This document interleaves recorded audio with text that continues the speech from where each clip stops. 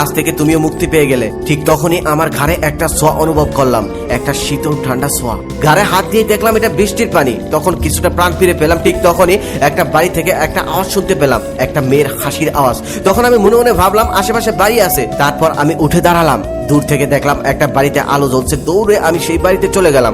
সেই বাড়িতে যাওয়ার পর দরজায় গিয়ে এত ডাকাডাকি করলাম, তবে দরজা খুললো না। খুলবে কি করে? গ্রামের বাড়ি, রাতের বেলাতে আবার ডাকাতের ভয় থাকে। তখন আমি কোনো উপায় না পেয়ে সেই ঘরের সামনেই বসে পড়লাম। ঠিক তখনই খেয়াল করলাম যে ঘরের সামনে একটা কবর। কবর দেখে আমি আবারও ভয় পেলাম, তবে এখন এতটা ভয় পেলাম না আমি আগে কবর দেখে যতটা ভয় পেতাম। কারণ ভয় পেতে পেতে আজ আমি একদম স্তব্ধ হয়ে গেছি। হঠাৎ করে তখন দরজা খুলে গেল আর আমি উঠে দাঁড়ালাম। দাঁড়িয়ে দেখি একজন বৃদ্ধা মহিলা দরজা খুলেছে। অন্ধকারের মধ্যে তেমন একটা দেখা যায় না, তবে আধো আধো আলোয় দেখা যাচ্ছে সে একটা সাদা কাপড় পরেছে। আমি তখন তাকে সালাম দিয়ে আমার নানার নাম বললাম। নানার নাম বলতে সে বলল, ও আচ্ছা তুমি হাবিবুল্লাহ চেয়ারম্যানের নাতি, আচ্ছা তুমি এখানে এই অবস্থায় কেন? আমি তখন বললাম আমি ঢাকা থেকে এসেছি, বৃষ্টির জন্য আপনাদের এখানে একটু আশ্রয় নিয়েছি, বৃষ্টি চলে গেলে আমি এখান থেকে চলে যাব। তখন সে বলল ভিতরে আসো। ভিতরে যাওয়ার পর আমাকে বসতে দিল আর একটি গামছা বের করে এনে দিয়ে বলল মাথার পানিটা মুছে ফেলো, না হলে ঠান্ডা লেগে যাবে। আমি তখন বললাম ঘর এত অন্ধকার কেন? আপনাদের কোনো আলোর ব্যবস্থা নেই? তখন বৃদ্ধ মহিলাটি বলল, এই তো আমরা কিছুক্ষণ আগে আলো নিভিয়ে শুয়ে পড়েছিলাম, তুমি এসে ভালোই করেছো। আজকে নামাজ না পড়ে শুয়ে পড়েছিলাম, এখন আমি নামাজটা পড়ছি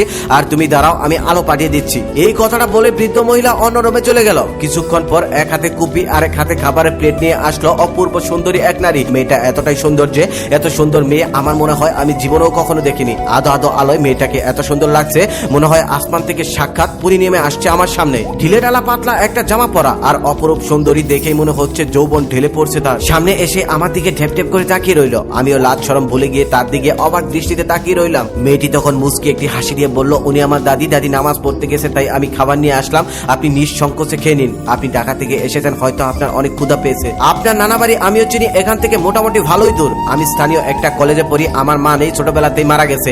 আপনি যেই কবরটা থেকে ভয় পেয়েছেন ওটাই হলো আমার মায়ের কবর। বাবা ঢাকাতে একটা ছোট্ট চাকরি করে, যার কারণে ঢাকাতে যেতে পারি না, তবে আমার ঢাকাতে যাওয়ার খুব ইচ্ছে। আমার বাবা যদি বড় চাকরি করতো তাহলে আমাদেরকেও ঢাকা নিয়ে যেতেন, আমাকে আর দাদিকে ঢাকাতেই রাখতেন। তারপর আবার মুচকি এসে বললেন, আমি শুধু শুধুই ভকভক করছি তাই না? আমার বকবক না শুনে আপনি খেয়ে নিন। আমি তখন বললাম সমস্যা নেই, আপনি বলে যান। সত্যি বলতে ভেতরে ভেতরে আমি অবাক হয়েছি, মেয়েটা এত হরহর করে কথাই বা বলছে কেন?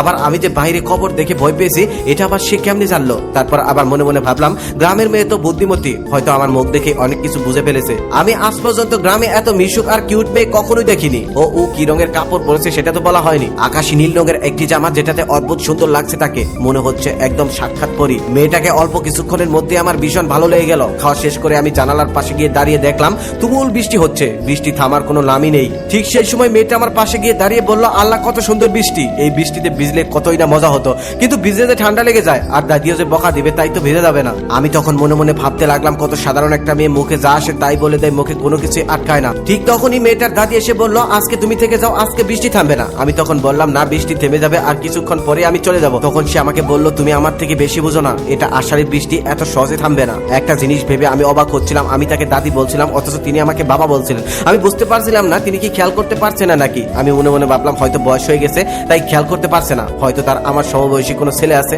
তারপর সে আমাকে বলল, ওই পাশের রুমটাতে তুমি দেখে যাও, ওটা আমার ছেলের রুম, ছেলে ঢাকাতে থাকে, ঢাকা থেকে আসলে ওই রুমেই থাকে। আমি যদিও উপরে উপরে না বলছি, তবে ভিতরে ভিতরে আমারও থেকে যাওয়ার ইচ্ছা, কারণ তার নাতিকে যে আমার ভালো লেগে গেছে, আমি যে তাকে ভালোবেসে ফেলেছি। মনে মনে ভাবতে লাগলাম আজকের এই বৃষ্টিতে যদি আমি তার সাথে ভিজতে পারতাম।